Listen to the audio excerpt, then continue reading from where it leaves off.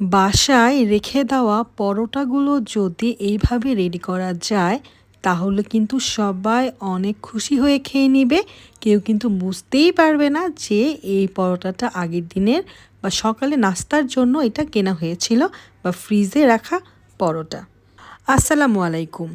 এখন আমি কতগুলো চিকেন কিউব নিয়ে নিয়েছি। এখানে হয়তো 200-300 গ্রাম চিকেনের মতো হবে। এটা কিউব করে কেটে সব ধরনের মশলা অল্প অল্প করে মাখিয়ে একটু বারবিকিউ সস দিয়ে একটু গ্রেভি করে নিতে হবে। তারপর যেটা করতে হবে, একটা বাটিতে পাউডার মিল্ক নিতে হবে, টেস্টের জন্য একটু চিনি নিয়ে নিতে হবে, টমেটো ক্যাচাপ অথবা চিলি সস যেটাই থাকে বাসায় সেটাই একটু দিয়ে নিতে হবে, সাথে দিয়ে নিতে হবে মেয়োনেজ। মেয়োনেজটা আমরা একটু অল্পই দিব, বেশি দিলে একদম চিটচিটে হয়ে যাবে। তারপর যেটা করব, ভালো করে মিক্স। দেন কিছু স্যালাড আইটেম কেটে রেখেছিলাম, যেমন শসা, টমেটো, ক্যাপসিকাম, পেঁয়াজ, ধনেপাতা, কাঁচামরিচ। আপনারা চাইলে এখানে কিন্তু ভুট্টা ইউজ করতে পারেন, গাজর ইউজ করতে পারেন, আপনাদের যেটা যেটা খেতে ভালো লাগবে সেটাই কিন্তু এখানে দিয়ে নিতে পারেন।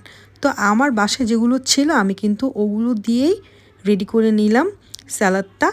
এখন একটু লেবুর রস দিব, তারপর এগেইন মিক্স ভালো করে মিক্স করে নিতে হবে। তারপর টেস্ট করতে হবে। দেন যদি লবণ প্রয়োজন হয় তাহলে আবার স্বাদ অনুযায়ী অল্প একটু লবণ মিক্স করে নিতে হবে। যেহেতু সসে একটু লবণ থাকে তাই লবণটা আমি কিন্তু একটু পরেই দিলাম, একবারে টেস্ট করে নেওয়ার পরে। তো রেডি হয়ে গেল এই পরোটাগুলো খাওয়ার জন্য একটা সালাদ। এখন কি করছি দেখে নিন। তো এখন পরোটাটা একটু ভেজে নিব, যেহেতু এটা ফ্রিজে ছিল মাত্র বের করেছি। তো এটা আমি তাওয়াতে দিয়ে একটু ভেজে নিব। ওভেনে দিলে আসলে একটু ক্যাতক্যাতা টাইপের হয়ে যায়, এই জন্য এটা আমি চুলায় দিয়ে নিলাম। এটা যখন একটু হালকা একটু শক্ত হয়ে আসবে তারপর এটা নামিয়ে একটা প্লেটে নিয়ে নিব। তারপর যেটা করব, এই যে আমি সালাদ বানিয়ে রেখেছিলাম এই সালাদটা সুন্দর করে দিয়ে নিব।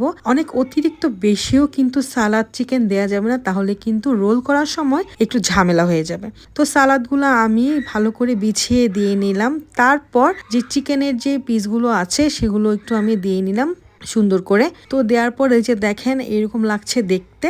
তারপর আমি একটু রোল করে নিব পরোটাটা। আসলে আমি এক হাতে যেহেতু ভিডিও করছি তো এই জন্য হয়তো সুন্দর হচ্ছে না, আমি ভালো করে বোঝাতে পারছি না।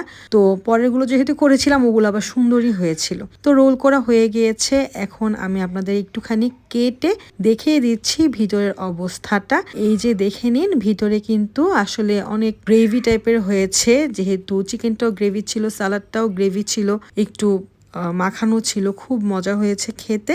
আর সবচেয়ে বড় ব্যাপার হচ্ছে 5-10 মিনিটের মধ্যেই কিন্তু আপনি চাইলে এই নাস্তাটা বানিয়ে সবাইকে সার্ভ করতে পারবেন। খুবই ইজিলি সার্ভ করা যায়। আমি আসলে চিকেনটা যেহেতু ফ্রিজে কেটে রাখি তো কোনো ঝামেলাই নাই। আপনারা সুন্দর মতো কিন্তু এটা বানালে বাচ্চারা কিন্তু খেতে এটাকে অনেক পছন্দ করবে এবং বড়রাও কিন্তু অনেক বেশি পছন্দ করবে। এখন আপনারা চাইলে বাসায় এটা বানাতে পারেন, আর অবশ্যই কিন্তু বানালে আমাকে জানাতে ভুলবেন না।